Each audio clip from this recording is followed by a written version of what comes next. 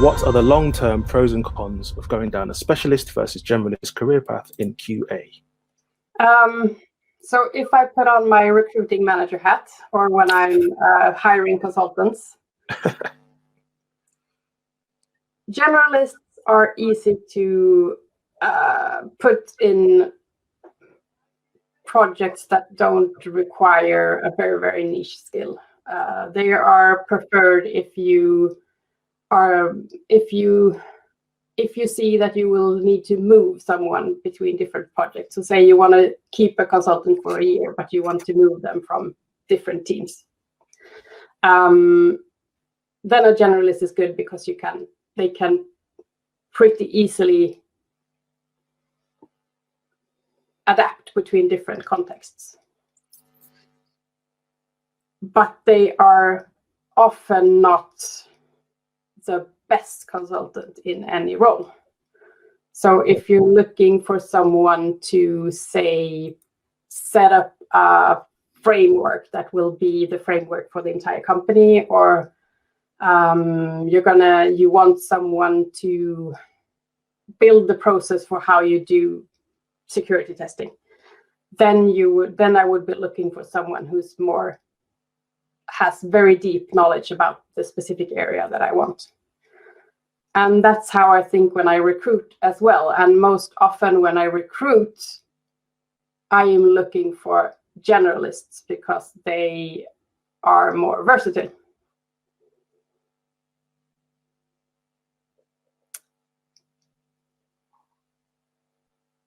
And I think that's my answer.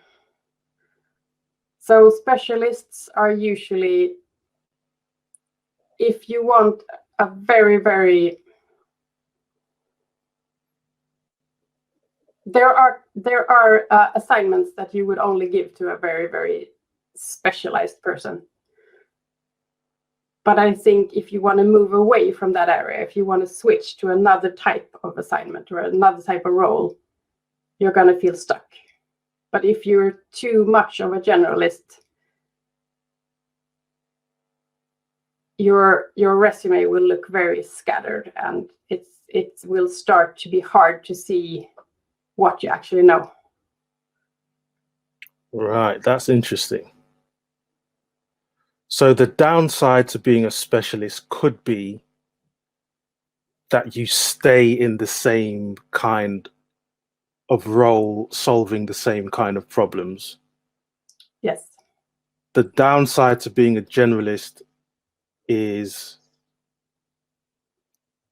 because the work you do could be so varied, it's difficult to kind of say what you can do, because you're kind of like, well, I can do a little bit of everything. And that might scare people off. But what are the upsides of those two things? Like, what are the benefits of those two things, do you think? I think if you want to, so if we go back to are the only career paths management, I said that one of the ways of getting a great salary improvement or career path is to be very, very niche. So the best security testers or the best observability experts, or because they are very hard to find. So if you're looking for someone to do very, very advanced things, you have to pay for them.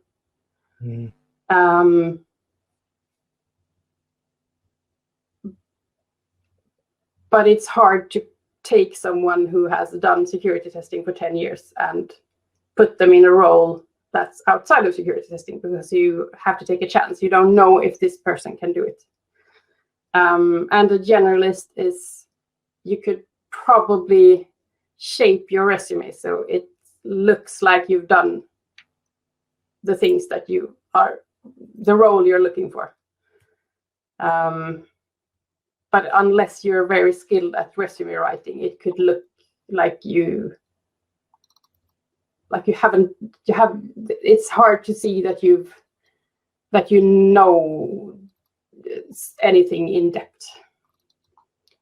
But you could probably, if you are skilled at writing resumes, you could kind of shape it any way you want.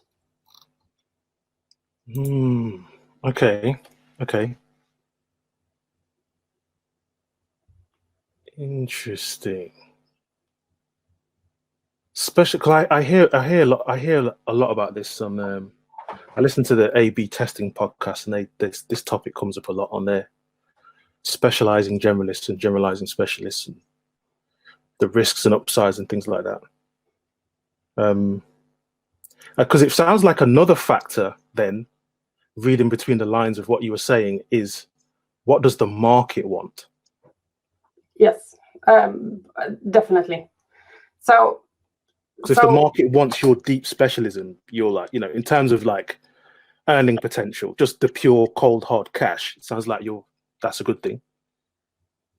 But if it's difficult for the market to perceive what you're good at because you've been doing lots of different things, it sounds like you're saying that could be a problem. But the good thing is you'll get the variety of working on lots of different things. Yeah. So when the market was before Corona, the last time the market was a bit down, I had friends who they are fantastic at exploratory testing, testing as a whole team approach, coaching developers. But that wasn't at all what assignments were out there. Right. They were looking for either someone to write, someone who was skilled at writing test cases and doing traditional manual testing, or they were looking for very technical testers. But then when the market shifted and those skills were in demand again, then he had a much easier time finding assignments. Right. And at the other side, when I know a company that are very specialized in, I'm saying security testing a lot because I really like security testing. And it's a good example because it's it's a very clear example. The demand for security testing grew a lot. So their company has just exploded. They are like enormous now, and they were like 5 people when we started. But then there was a dip in the market where people just outsourced that, and they just bought the reports. Okay. And no one wanted someone to come into the company and do the security testing in the team. So yes, it depends a lot on where the market is shifting. And I mean, what's true for Sweden might be completely wrong for UK. Right. And so on and so on and so on. Okay, awesome. All right. Thank you very much indeed for that question, Robbie.